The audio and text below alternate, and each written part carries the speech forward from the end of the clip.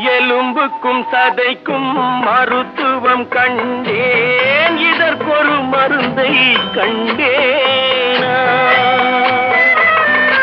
இருந்தால் அவளை தன்னந்தனியே எரியும் நெருப்பில் விடுவேனா? நமக்கும் மேலே ஒருவனடா, அவன் நானும் தெரிந்த தலைவனடா, தினம் நாடகம் ஆடும் கலைஞனடா.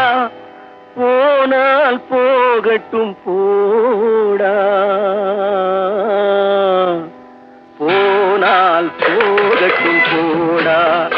இந்த பூமியில் நிலையாய் வாழ்ந்தவர் யாரடா?